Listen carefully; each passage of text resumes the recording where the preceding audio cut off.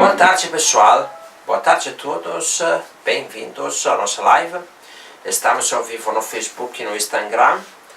Como sempre, semana que vem, na segunda-feira, teremos os vídeos publicados também no YouTube, né? Então, hoje temos convidados, além do Guilherme, que já presenciou várias vezes as nossas lives, temos a professora Catiane Souza. Por quem não conhece a Catiane, né? A Catiane, ela cria os nossos textos no blog, ela ajuda a gente a criar conteúdo do nosso blog. Ela é aqui de Porto Alegre, mas atualmente está atuando como professora em Salvador da Bahia. Então, um abraço para a pessoa lá da Bahia, né? Então, agora hoje temos uma temática muito interessante, né? Uma temática sobre descobertas biomecânicas do Pilates. Eu já vou deixar os parceiros aqui conversando, mas antes de tudo, né? Fiquem até o final. No final a gente vai liberar uma surpresa esta vez, né, Guilherme? Isso mesmo. Uma surpresa muito bacana que iremos contar para vocês no final. Vale a pena aproveitar de tudo que eles vão falar aqui agora e depois no final a surpresa também. Então, boas lives. Muito bem, muito bem. Bom dia, pessoal. Então, como o Christian me apresentou, eu sou o Guilherme, a gente já se conhece aqui de várias lives. Hoje eu tenho a presença aqui de uma colega minha.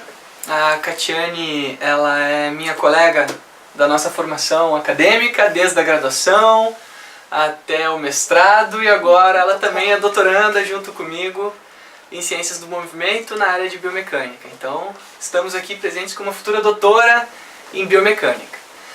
O Christian já fez a apresentação dela, mas eu gostaria de reforçar que todo o histórico acadêmico da Catiane, ele é muito direcionado ao que a gente chama hoje, né, da biomecânica hardcore. Então, a biomecânica que investiga a fundo os mecanismos do corpo humano aplicados a alguma prática corporal, né? Então, nós temos com certeza hoje uma oportunidade muito bacana para todos vocês que tiverem dúvidas relacionados ao Pilates, relacionados a como aplicar a biomecânica, ou de como a biomecânica pode nos auxiliar na utilização e no entendimento do corpo humano na área do Pilates. Vocês podem ficar à vontade. E também fora do Pilates, que a Catiane tem muita experiência em estudos biomecânicos na área do esporte, da atividade física, enfim. Inclusive na área do câncer, hoje ela também já atuou, né?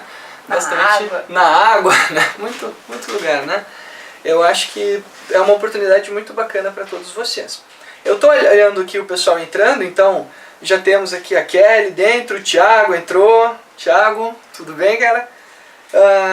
O Roberto Castro, Augusto, Roberta, Estúdio Fluir, bem-vindos todos, estamos muito felizes que vocês estejam aqui nos assistindo. Lembre-se que no final nós teremos uma surpresa para vocês, então nos acompanhem e fiquem à vontade para mandar perguntas aqui, que a nossa stage, a Dani, vai nos auxiliar muito aqui nessa parte. Catiane, obrigado pela presença. Eu que agradeço a oportunidade, pessoal da Canetec, Christian, Gui. É sempre muito legal estar entre amigos falando daquilo que a gente gosta de fazer. Muito bom. Então, como é de praxe, a gente sempre direciona o estudo biomecânico e as suas atividades, as suas tecnologias, a solucionar alguma dor do praticante ou do profissional do movimento humano. A gente tenta, cara, sempre direcionar do ponto de vista mais técnico, para que as pessoas entendam que a biomecânica ela não é aquele conceito abstrato, mas é uma coisa concreta que a gente possa usar. Tá? Então eu vou te pedir agora, e já vou começar com a pergunta aqui para a Cati, e vou pedir também para te apresentar, né, se tu quiser falar um pouquinho sobre a tua história também, além do que eu já apresentei. Porque assim, muitos dos nossos ouvintes são pilateiros, ou seja, praticam, instruem, são instrutores, né? Tem alguns que são estudiosos também, que já inclusive perguntaram como é que eles podem aplicar alguma tecnologia, né? Como é que eles podem usar isso. Nós temos aqui uma audiência bastante refinada, tá? A que ponto, né? Em que ponto você acredita que a biomecânica pode efetivamente nos auxiliar, né, no entendimento, na compreensão dos fenômenos que ocorrem no corpo humano, relacionado à prática do Pilates, né? Como que a tecnologia pode, a biomecânica pode nos auxiliar nisso? Então, Gui, eu hoje tenho uma briga muito constante com esse conceito de biomecânica. É uma coisa que quem me assistiu em palestra, nas minhas salas de aula, mesmo as que não são de biomecânica, eu acabo trazendo isso, porque claro, acaba sendo essencial assim para a área. Mas o que eu noto é que o pessoal ainda tem muita dificuldade na prática de trazer o conceito de biomecânica. Acaba-se muitas vezes aliando o conhecimento cinesiológico, músculo, ação, origem e inserção, e vendendo isso como sendo a biomecânica. Só que a biomecânica ela é muito mais do que isso, ela está presente em toda a atuação de um profissional que trabalha com o movimento humano. Então eu costumo associar assim que quando a gente fala em cinemática, na descrição do movimento, quando a gente olha para um aluno, para um paciente entrando no estúdio, entrando no espaço onde a gente faz o atendimento e repara que tem alguma simetria de membros, isso já é uma aplicação da cinemática, e a tecnologia ela vem refinar esse olhar de forma a quantificar e a permitir entender melhor o que está acontecendo. Quando eu busco fazer um tratamento, a primeira coisa que eu faço é um diagnóstico. O que essa pessoa quer? É uma melhora de patologia, é alguma dor, algo nesse estilo, ou é uma melhora de desempenho esportivo? Independente do que seja, eu faço o diagnóstico da necessidade dele. Como é que eu vejo isso? A cinemática me trazendo essa questão da descrição do movimento, e a partir da descrição do movimento eu vejo o que eu preciso. É mais força nesse grupo muscular, é mais resistência, eu preciso trabalhar o antagonista, o que está precisando ali. Uma vez que eu faça isso, eu já estou fazendo uso da cinética, que é onde eu vou estar aplicando esse conhecimento acerca das forças que estão atuando nesse movimento. Então eu vejo que não existe uma atuação de um profissional que trabalha com movimento sem a biomecânica, sem a aplicação da cinética e da cinemática. E mais do que isso, eu enxergo que ela está sempre presente, ou seja, se eu tiver conhecimento e domínio sobre ela, eu posso usar isso, manipular essas variáveis a meu favor. Se eu não tiver conhecimento, elas vão continuar ali, só que eu não vou conseguir, de alguma forma, sugar o máximo de efetividade daquele tratamento que eu estou propondo. Então, eu diria que ela está 100% da aula. 100%. E quanto mais tecnologia eu consigo aplicar nisso, mais crítico passa a ser o meu olhar para essa análise. Eu posso, olhando, verificar que tem alguma coisa naquele movimento que está disfuncional, e eu posso quantificar para avaliar exatamente o que é, qual é a musculatura, qual é o segmento corporal onde isso está se gerando, ou enfim, está sendo, que está tendo o efeito dessa disfunção. Com certeza. A Kátia trouxe aqui vou chamá-la de Kátia, é muito próxima a mim, né? Ela trouxe uma discussão que é muito interessante, que a gente tem lido muito, né, Kátia? Que é, assim, qual é o efeito daquele exercício sobre o nosso corpo? Será que ele está efetivamente causando as demandas que a gente propôs para esse exercício, né? E eu acho que isso é o que traz a grande diferença do conhecimento cinesiológico e o conhecimento biomecânico.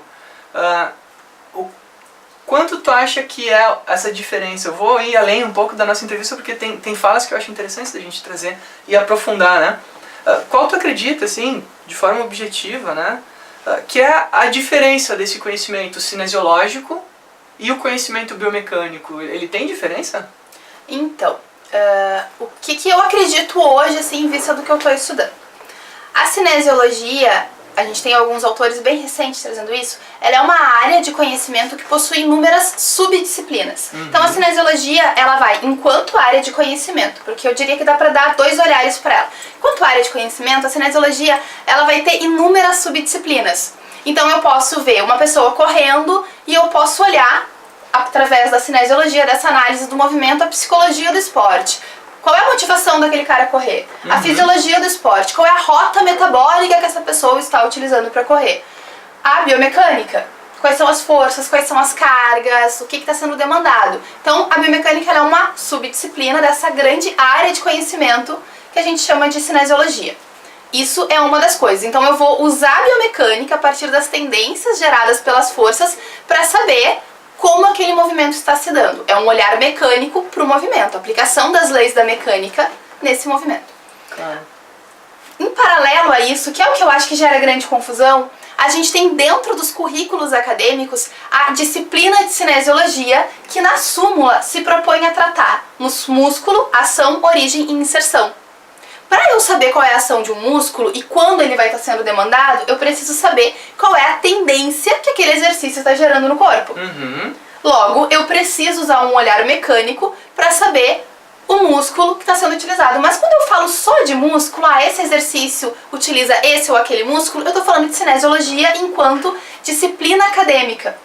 Então eu vejo que tem essa diferença assim, da aplicação do termo cinesiologia dentro do currículo acadêmico, educação física, fisioterapia e várias outras formações que acabam tendo essa proposta, e ela enquanto área de conhecimento aonde a biomecânica acaba se formando ali junto com diversas outras enquanto disciplina.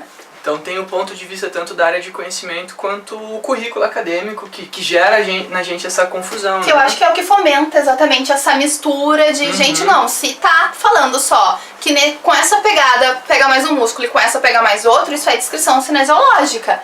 Se não tá trazendo a força, a descrição do movimento, o porquê que pega mais esse músculo do que o outro, isso não é biomecânica. Claro, entendi. Então a gente vê, né, que o conhecimento cinesiológico ele necessita de conhecimentos biomecânicos para que seja aplicado, né? E a gente vê a biomecânica como uma forma de quantificar e trazer uma certeza rígida para isso.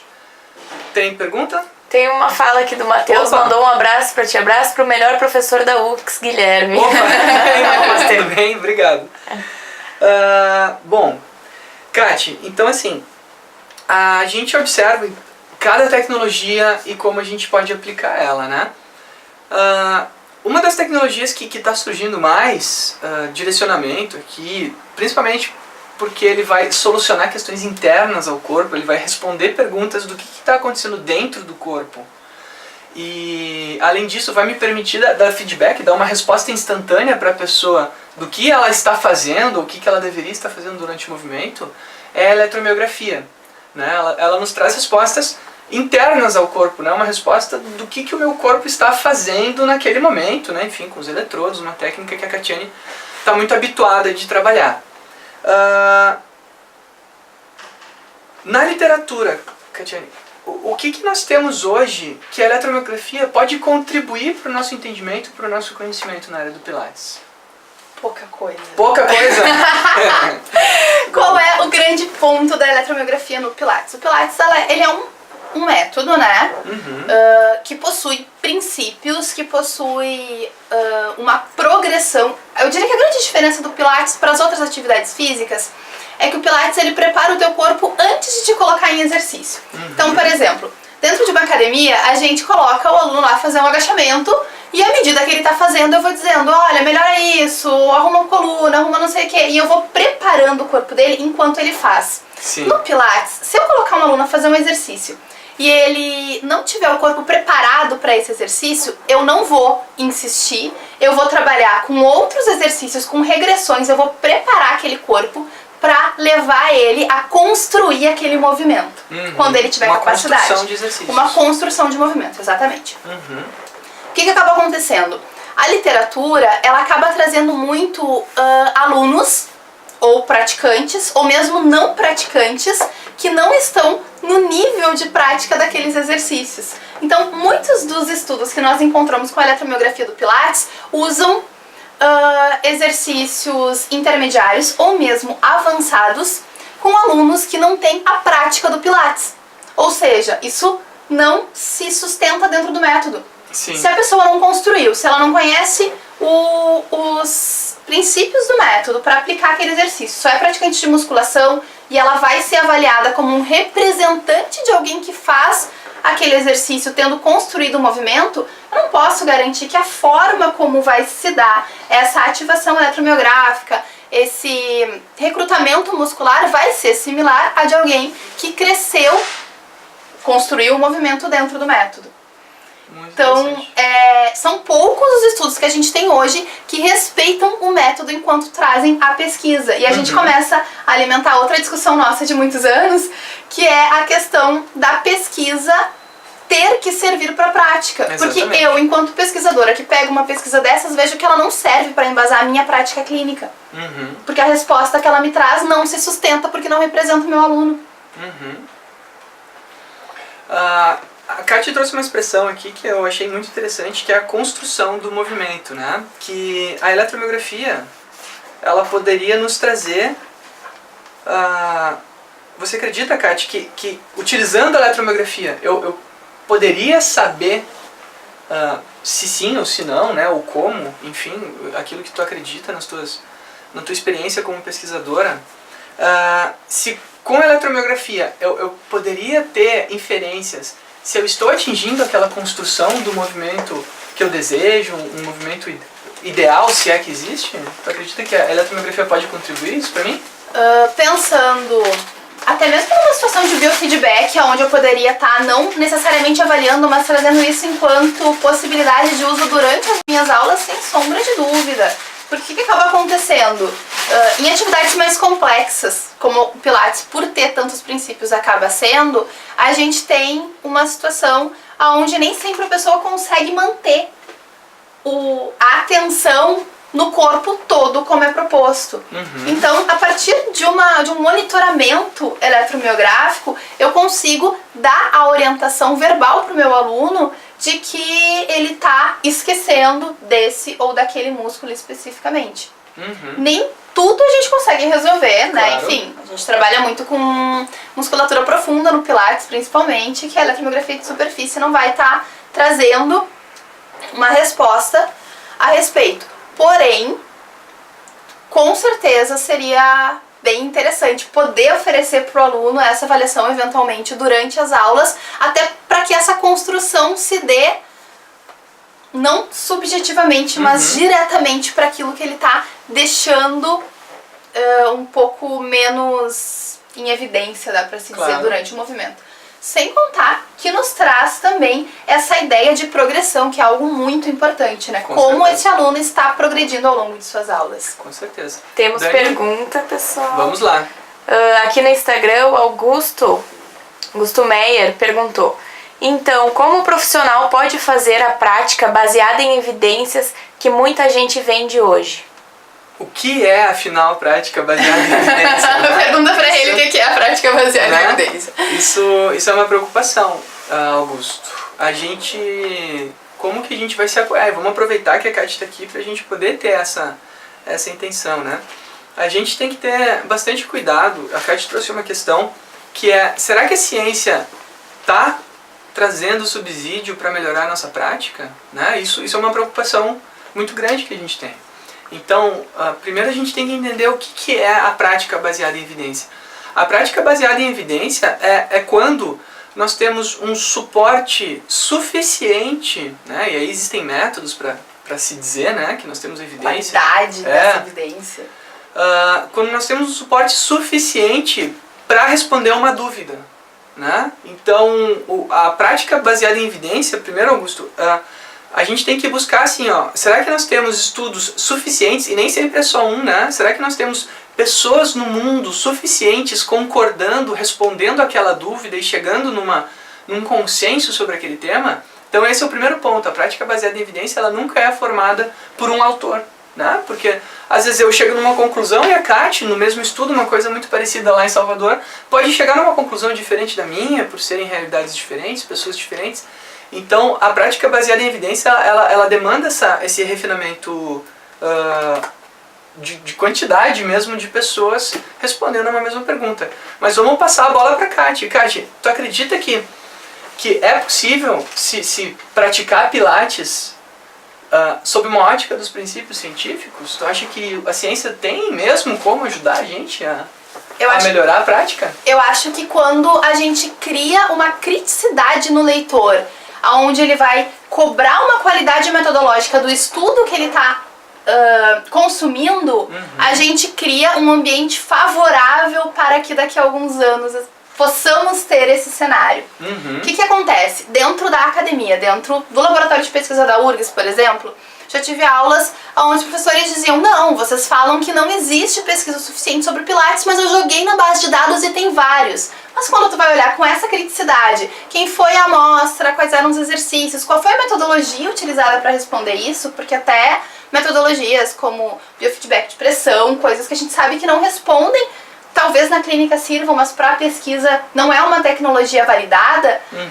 Então sim, existem estudos. Agora, eles precisam ter uma qualidade para que possam embasar a prática baseada em evidência, que hoje eu diria que para poucas variáveis a gente pode considerar que existe, principalmente dentro do Pilates, devido a essa dificuldade mesmo de discussão da literatura, dificuldade do pessoal de expor qual foi a intervenção, como se deu o planejamento, como se deu a aplicação. Então, existem muitas dúvidas daquilo que a gente tem publicado. Claro. Então, o primeiro ponto é, quem lê isso conseguir perceber essa crítica, essa forma de construção, para que futuramente quem está dentro do laboratório, quem está pesquisando, consiga trazer a necessidade de quem está na clínica para dentro do seu problema de pesquisa. Sim. Eu acho que o primeiro passo é realmente você ter essa preocupação, Augusto. É você querer basear a sua prática em evidências. Eu tenho um exemplo, assim, que é um estudo que eu publiquei junto com a Catiane na área do Pilates, em que a gente fez uma prova bem simples, né? Será que se eu pedir pro meu praticante do Pilates contrair esse abdômen, esse powerhouse, O core, né? que a gente chama de Pilates Powerhouse. Né? Será que ele efetivamente vai aumentar a sua estabilidade durante a realização do exercício? Bom, como é que a gente faz para conferir isso? A gente utilizou uma série de tecnologias, né, Kátia? Nós utilizamos, aqui o vídeo está mostrando um exemplo, né? Nós utilizamos a eletromiografia, a cinemetria, a dinamometria, para medir a estabilidade da pessoa, para medir o quanto ela estava recrutando aqueles músculos, para ver se aquilo fazia diferença. Em praticantes experientes. Exatamente, e a gente viu que sim. Só que é importante, né? O estudo hoje está publicado, né? Quem tiver interesse nesse estudo sobre atividade, pede aí nos comentários e a gente passa para vocês. Mas é interessante que outras pessoas testem a nossa hipótese, né? A nossa verdade não é soberana e a gente precisa de outras pessoas estudando a mesma temática. Que é o princípio de se fazer ciência. Exatamente. Que tu lança alguma coisa que outra pessoa teste da mesma forma em outra população ou levemente diferente, para que a gente consiga construir esse conhecimento de forma embasada e coerente. Exatamente. Se tem uma coisa que a gente aprende na ciência é não ter certeza das coisas, né? A única certeza que eu tenho é que eu posso estar errado. Dani, pergunta. Temos mais uma pergunta Vamos aqui lá. no Instagram da Grazi. Qual a sua opinião com a enorme variabilidade do Pilates frente ao Pilates clássico? Uau, essa é uma pergunta bem direcionada para a Catiane aqui. Vamos Gabi? lá. Grazi. Então, Grazi, o que eu vejo assim? Eu diria que o Pilates, ele tem infinitas vertentes hoje em dia, né? E acaba que nós não temos muita certeza sobre nenhum deles. Eu nem trouxe exatamente isso na minha primeira fala, mas também tem isso. Tem gente que faz exercícios que eu, que já estudei em escolas clássicas e em escolas contemporâneas do Pilates, nunca vi serem feitos nesses ambientes. Porém, como são feitos nos equipamentos de Pilates, publicam um estudo dizendo que é Pilates. Assim como 15 minutos de esteira, 10 minutos de Pilates e alongamento no final, eles publicam dizendo que o estudo avaliou Pilates. Mas enfim, o que eu acho? Eu acredito que quando a gente fala em conhecimento, é sempre importante a gente começar pela base. Eu não vou criticar uma adaptação ou uma modificação no exercício. Eu trabalho com um ser humano, eu tenho uma formação além de ser instrutora de Pilates, e, enfim, formadora de instrutores de Pilates hoje em dia. O que eu vejo? Eu preciso ter a base e conhecer essa base para que, a partir disso, eu possa adaptar e gerar uma situação que eu acredite ser mais favorável ao meu aluno, ao meu paciente. Então eu diria o quê? A ciência ela precisa evoluir primeiro no método, para que depois a gente possa ver, uma vez que eu saiba como ele funciona, mais puro, pode-se dizer assim, como cada adaptação vai responder, como o corpo, como cada população, cada paciente com cada necessidade vai responder a cada uma dessas adaptações. E infelizmente, nem mesmo o Pilates mais puro, mais clássico, a gente tem respostas hoje em dia. O suficiente, né? Então é complicado eu querer saber como funciona uma adaptação de algo que eu não sei como funciona sem isso. É meio que eu querer saber uma ativação muscular, eu não sei como esse músculo funciona no repouso, mas eu quero saber ele no exercício. Não, primeiro tu vê como ele é basal e depois tu vê o que altera quando tu adapta alguma coisa. Eu diria que é uma longa jornada pela frente para que a gente possa ter esse conhecimento nesses dois campos, assim, sem preferência por um ou por outro. Eu acho que cada paciente demanda de um tipo de estratégia diferente, mas o conhecimento, eu acredito que ele precise passar primeiro pelo clássico, para depois entrar um pouco mais nas adaptações. Inclusive, quem quiser ajudar a fazer ciência com Pilates, eu tô precisando de amostra pro meu doutorado, eu posso pedir? Isso aí, claro, fica à vontade. Quem for voluntário, gente, quiser participar de pesquisa, inclusive estamos chegando no final da nossa live, né? Falta Já? aqui 5 minutos. Já, falta 5 minutinhos para terminar. Eu vou direcionar agora a pergunta para a realidade da Catiane mesmo, né? A gente tem uma surpresa no final, então aguentem mais um pouquinho aqui nos ouvindo. O Pilates, antes de tudo, ele é um método, né? Ele é um instrumento que o profissional pode usar, né? E é importante que haja uma normalidade entre as pessoas, né? Mas a Catiane, ela está fazendo doutorado justamente nessa área. Catiane, qual é, então, o tema dessa tua pesquisa? O que você está querendo investigar? Por que tu está gastando 4 anos da tua vida fazendo um doutorado na área da biomecânica do Pilates e que te despertou tanta curiosidade para fazer esse investimento da tua carreira? Então, já trabalhava com Pilates, já trabalhava com biomecânica, como tu bem sabe. E algumas coisas foram me gritando nesses estudos paralelos que foram feitos ao longo do tempo, que não foi nem minha pesquisa de mestrado, nem nada. Por exemplo, quando a gente faz um exercício em decúbito dorsal, círculos com as pernas, leg circles, com a mola, na altura do pé ou mais diagonal superior, a gente teve uma inversão da ativação de oblíquo externo e oblíquo interno. Daí tu para assim, nossa, eles têm a mesma ação, né? Tô fazendo um exercício simétrico bilateralmente, eu não esperaria essa inversão. O que está acontecendo? Uma das coisas que nós supomos na época foi que poderia estar rolando uma inversão de torque, ou seja, em algum momento daquele exercício, a mola estava exercendo mais torque do que o peso do segmento, em outro isso invertia, logo se invertia quem era o agonista e quem era o antagonista. Claro. Havia essa inversão. E para ver essa inversão, eu tenho um ponto onde esses torques se igualam, que é o que eu chamo de ponto doce. É aquele ponto que tu não precisa fazer esforço nenhum para manter o segmento no lugar. Os torques se igualam. Quando tu tem essa inversão, que eu vejo em vários exercícios do Pilates, a minha pergunta é relacionada ao que acontece com o tronco nesse momento. O Pilates, ele se baseia, tem como um dos principais princípios o Powerhouse. Como é que o Powerhouse responde em exercícios onde eu vou ter uma inversão no sentido do torque externo e, consequentemente, na relação agonista-antagonista? Claro. Até essa coleta é uma das coletas do meu mestrado. A gente quantificou a mola, né, de forma que o torque fosse similar ao segmento. Então, a gente tem uma instabilidade gerada no tronco, né, nessa dificuldade de estabilizar a pelve, lombar e tudo mais. E durante esse movimento a gente tem essa inversão. Então eu estou fazendo a cinemetria, a avaliação eletromiográfica, para que eu possa ver o ponto exato disso e como essa musculatura do core está respondendo a essa inversão nesse e em diversos outros exercícios. Incrível.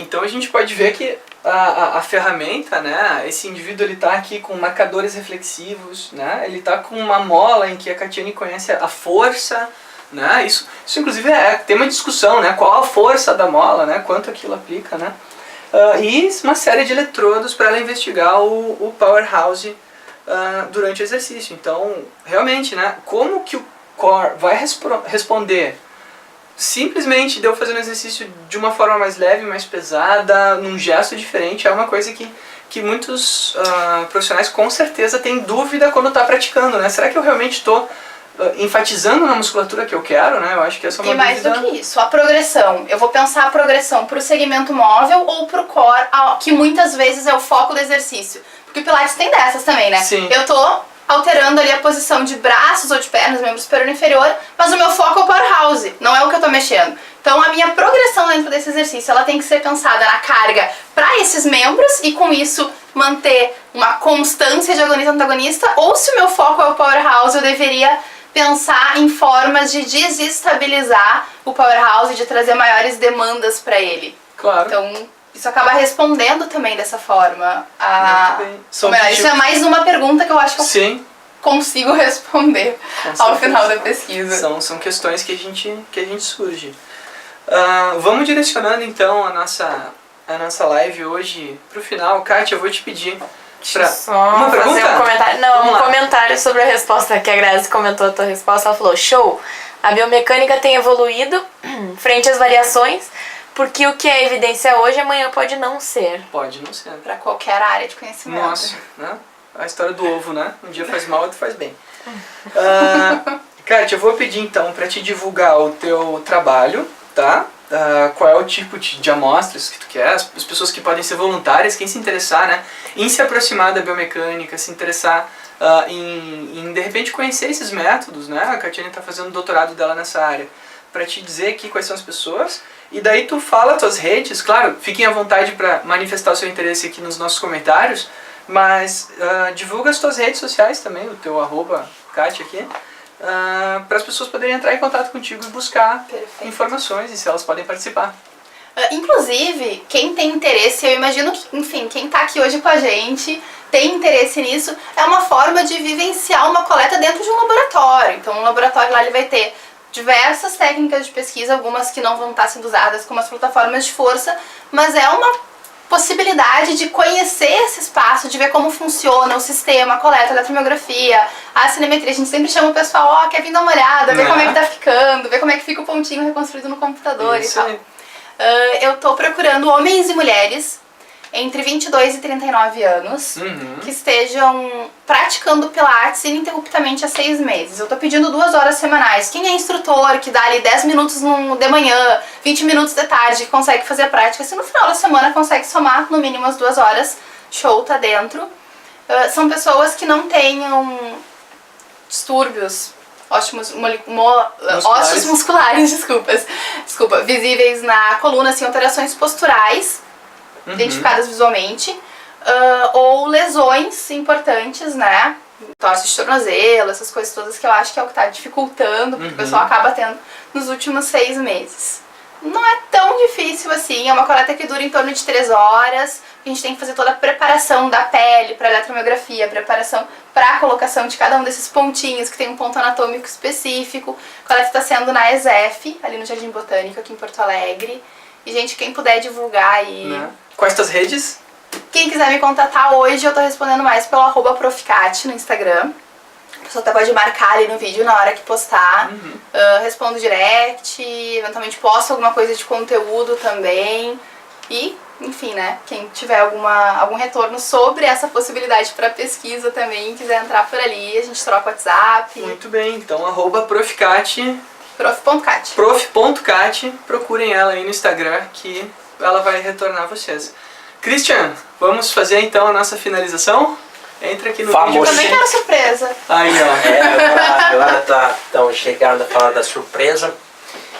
Então, pessoal, hoje temos um e-book. Guilherme preparou um Isso e-book. mesmo. Vocês sabem que as lives que estamos fazendo agora são lives relacionadas à biomecânica do esporte. Podemos definir o Pilates um esporte? Não. Não. É uma prática corporal, né? É que não tem uma federação, não tem uma organização por trás, competições. Ok, mas assim, Mas vale. então, sobre a biomecânica do esporte, que neste caso ainda não é o Pilates, mas o Guilherme preparou para nós um e-book muito interessante, né? Isso aí. Biomecânica do esporte, onde neste e-book aqui o Guilherme traz uma metodologia de avaliação Exatamente. prática, apresentando alguns detalhes importantes que a gente tinha esquecido. De novo, ele tem um histórico, né? Ele vem a gente pegou na iluminação um pouquinho do como o Milan estava Isso atuando aí. no Milan Lab E daí pegamos a carona e o Guilherme pesquisou um ano para chegar a ter uma ideia de como apresentar de forma compacta e simples ideias que eles usam lá, né? Mas Exatamente. vale absolutamente a pena baixar. Para receber o nosso e-book. Vocês têm que colocar nos comentários SIM. Colocando SIM, vocês receberão a mensagem para poder depois baixar o e-book. Tu quer comentar uma coisa sobre o e-book, Guilherme? Como o Christian comentou, esse e-book ele é direcionado para avaliação na área do esporte, então a biomecânica do esporte. A gente trouxe a Kátia aqui falando do Pilates, porque assim como nos esportes, a gente precisa ter uma informação precisa de como está a condição do nosso praticante, seja um praticante de Pilates ou seja um praticante de corrida, de um esporte coletivo, né? Um esporte mais dinâmico. E esse livro, como o Christian trouxe, nós estamos trazendo aqui a aplicação das avaliações que são aplicadas em laboratórios de biomecânica dentro de clubes europeus, né, Christian? Então, é a ponta da tecnologia sendo utilizada para avaliação do desempenho. Quem estiver interessado, fala sim, eu quero, manda para mim de uma vez, que a gente vai estar encaminhando para vocês esse e-book, que é uma primeira introdução nesse tópico da avaliação biomecânica no esporte, que é a nossa nova agora linha, né? Nossa junto nova com a linha live. clínica, agora nós estamos na linha da biomecânica do esporte. E acompanhe a nossa página no Facebook e no Instagram, que a gente vai estar postando mais sobre o e-book, se vocês quiserem mais informações também. Isso aí. Perfeito. Então acho que chegamos ao final. Isso aí, Novamente, encerramos. muito obrigado, Guilherme. Muito obrigado. Obrigado para a Catiane também, né? A Catiane trouxe, né, uma visão científica sobre o Pilates, né? É muito importante o trabalho de criar estas evidências que o pessoal quer, Exatamente. que é complicado, é Muito. trabalhoso. Mas tem gente como a Catiane que está empolgada com esse negócio. Tem maluco. Né? Está dedicando a vida a trazer, né, mais evidências, né? Saindo do empírico. Então, tem uma coisa mais, Dani, ali? Sim, só o pessoal aqui no Facebook agradecendo, excelente aula, parabéns a todos, botando palminhas aqui, todo mundo querendo o e-book, depois a gente vai passar para todo mundo aí, pessoal. A Maria Tereza Cota, a Magda Bellini, Opa, maravilha aí, Magda. Tati, Bike Fit, Minha Souza colega Guimarães, LX. bastante gente aí nos assistindo. Maravilha. Muito obrigado, pessoal. Tenham todos um bom dia. É um bom almoço, bom final de semana. Semana que vem mais um convidado. Mais um Guilherme. convidado especial. Aquele lá é um outro personagem. Vamos revelar? Só Não, mais pra frente. Surpresa. Ok, personagem ótimo, a Kátia conhece Vocês ele. estão numa vibe de surpresa Isso, agora. tudo é surpresa agora. Surpresa. Tchau, gente. Tchau. Tchau.